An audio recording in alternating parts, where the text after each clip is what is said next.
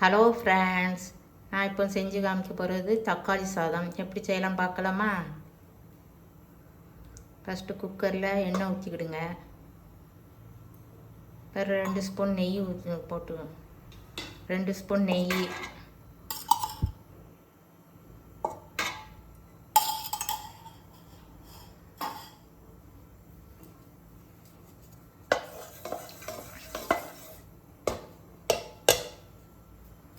எண்ணெய் சூடு ஏறினோன்னே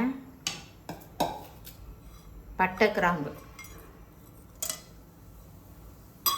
அது பொரிஞ்ச உடனே வெங்காயம் போடுங்க.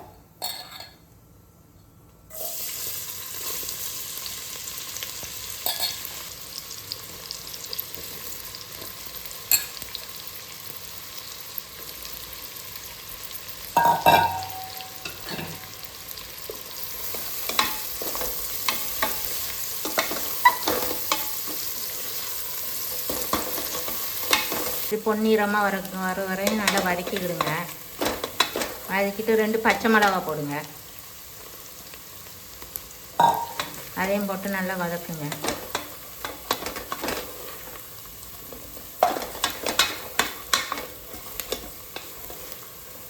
கரெக்டாக 2 ஸ்பூன் இஞ்சி பூண்டு போடுங்க.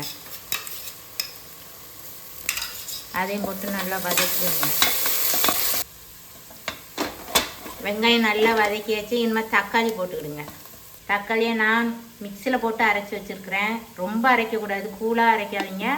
1-2மா அப்படி திரித்து அப்படியே போட்டு வச்சுக்கிடுங்க. அது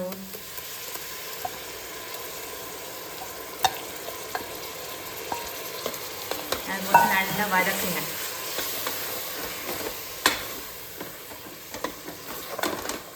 ரொம்ப கூலாக அரைச்சிடாதீங்க, நல்லா இருக்காது.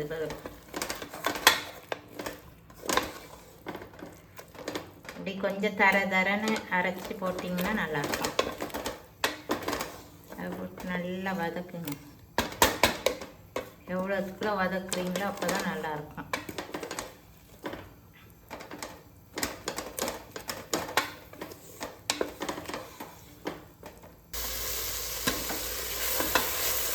அப்படி நல்லா வதக்கிக்கிடுங்க.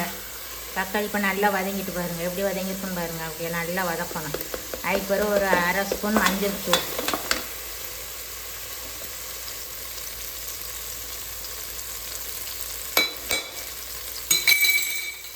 1 ஸ்பூன் வத்தல் தூள்,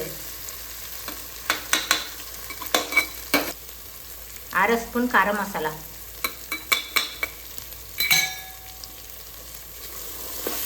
போட்டு நல்லா வதக்கிடுங்க. அப்படியே எண்ணெய் தெரியாமல் வரணும். அது வரையும் நல்லா துண்டாக வதக்கிட்டு நான் அளந்து வச்சுருக்கேன் கிண்ணத்தில். 1 டம்ளருக்கு 2 டம்ளர் தண்ணி. நான் 1.5 கிளாஸ் தண்ணி அரிசி போட்டிருக்கேன். அதுக்கு 3 டம்ளர் தண்ணி. இப்போ ஒரு 1.5 ஸ்பூனு கல்லுப்பு போடுறேன். நீங்கள் காரம் போட்டுட்டு காரம் உப்புலாம் டேஸ்ட் பண்ணி பார்த்துக்கிடுங்க. உப்பு காரம் கொஞ்சம் கம்மியாக இருந்துச்சுன்னா நீங்கள் போட்டுக்கலாம். அது மாதிரி தண்ணி நல்லா கொதிக்க விட்டு தான் அரிசி போடணும். அதனால் நல்லா தண்ணி கொதிக்க விட்டுருங்க. அதுக்கப்புறம் நம்ம பார்ப்போம். இப்போ தண்ணி நல்லா கொதிச்சுட்டு நம்ம அரிசியை போட்டுருவோம்.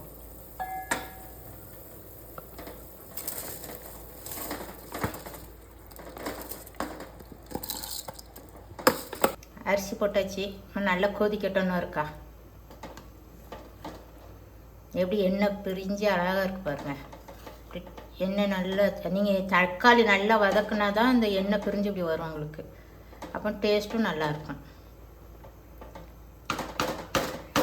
நான் ஒரு கொதி வந்தோடனே குக்கர் மூடி வெயிட் போட்டு 2 விசில் வந்தோடனே ஆஃப் பண்ணிடலாம்.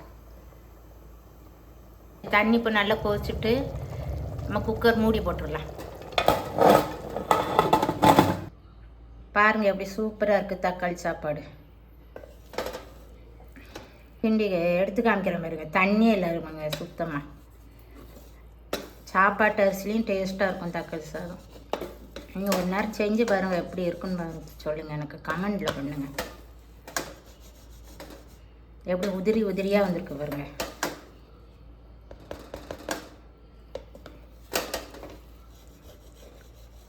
அப்படி தான் உதிரியாக இருக்கணும். அரிசியை ஒரு அரை மணி நேரம் ஊற ஓட்டணும் வச்சிடணும். நீங்கள் வச்சிங்கன்னா அப்படியே உதிரி உதிரியாக வந்துடும். சுவையான தக்காளி சாதம். எங்கள் வீட்டில் இன்றைக்கி தக்காளி சாதம் தான். ஒரு முட்டையை வச்சு சாப்பிட்டா சூப்பராக இருக்கும்.